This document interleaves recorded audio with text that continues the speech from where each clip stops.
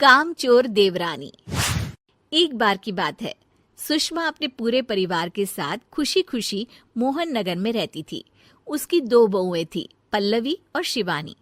एक दिन दोनों बहुएं रसोई में काम कर रही होती है कि तभी उनकी सास सुषमा उन्हें बुलाती है।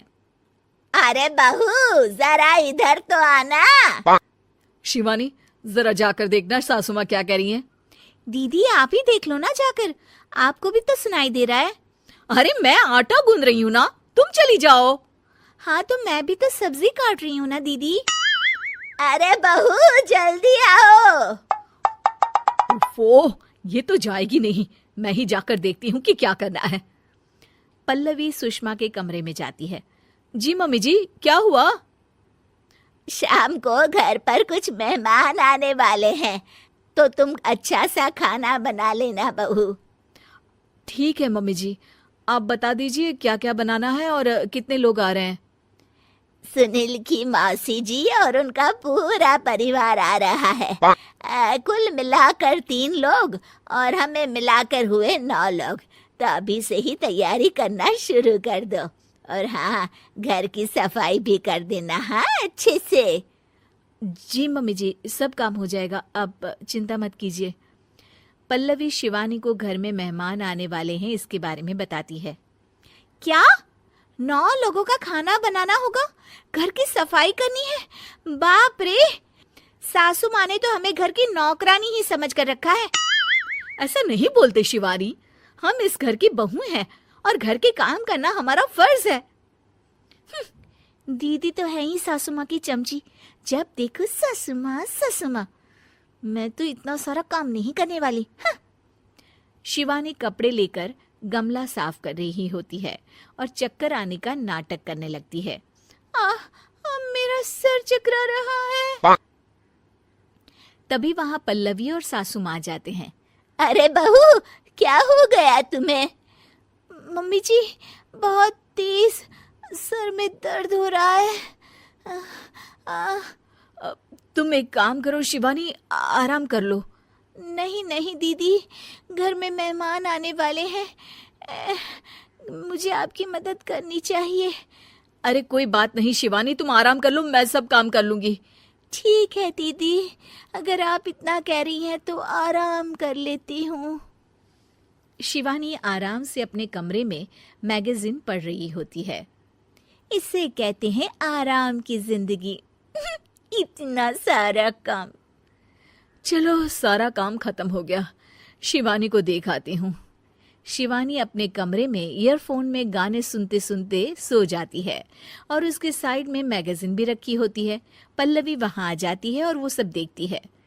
ओहो, तो मतलब सब काम चोरी का बहाना था। अभी बताती हूँ इसको। घर का सारा काम मुझे करना पड़ा और ये महारानी यहाँ मैगजीन पढ़ रही है, गाने सुन रही है। पल्लवी रसोई से एक प्लेट और चम्मच लेकर आती है और शिवानी को थाली बजाकर उठाने लगती है। शिवानी अचानक से उठती है। उठ गई महारानी, गाने भी सुन लिए, मैगजीन भी पढ़ ली। तुम तो बहुत बड़ी झूठी निकली शिवानी। तुमने सर दर्द का बहाना बनाया ताकि काम करने से बच सको। हाँ बनाया बहाना, तो क्या करती, इतने सारे काम करती। मुझे कोई शौक नहीं है चापलूसी का। क्या चापलूसी? तुम्हें लगता है कि मैं सारे काम चापलूसी के लिए कर रही हूँ? नहीं तो क्या। तभी वहां सासू माँ आ जाती हैं। अरे बहू, वो लोग बस आने ही वाले हैं, तुम तैयारियां कर लो। जी सासू माँ, तुझे तो मैं बाद में देखती हूँ। सब खाना खाने बैठते हैं और खाना शुरू करते हैं। तभी सुनील की मौसी बोलती है। वाह भाई वाह, खाना तो बहुत ही अच्छा बना है सुषमा जी, एक एक चीज में क्या स्वाद है। ये सुनकर शिवानी मुंह बना लेती है। उसे अपनी जेठानी की इतनी तारीफ रास नहीं आती। आपकी बहुएं तो बहुत ही अच्छा खाना बनाती हैं। हाँ, बनाती तो दोनों ही अच्छा है, पर आज ना ये सारा खाना बड़ी बहू ने बनाया है। छोटी बहू की तबीयत ठीक नहीं थी, सो इसलिए। मानना पड़ेगा सुषमा जी, आपकी बड़ी बहू तो बहुत ही गुणवान है।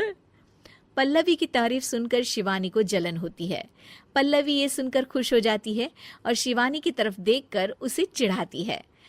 कुछ देर बाद मेहमानों के जाने का वक्त हो जाता है। मौसी जी सबके लिए उपहार लाई होती है। वो सबको शगुन के पैसे देती हैं और अंत में पल्लवी के पास आती है। तुम्हारे लिए शगुन का लिफाफा तो है ही, पर बहू तुम्हें एक और उपहार भी मिलेगा इतना अच्छा खाना बनाने के लिए। मौसी अपने सोने के कंगन निकालकर पल्लवी को पहना देती है। ये लो, ये मेरे मनपसंद कंगन है, अब से ये तुम्हारे हुए। धन्यवाद मौसी जी। ये देखकर शिवानी तो पूरी तरह से जल जाती है और गुस्से से रसोई में चली जाती है।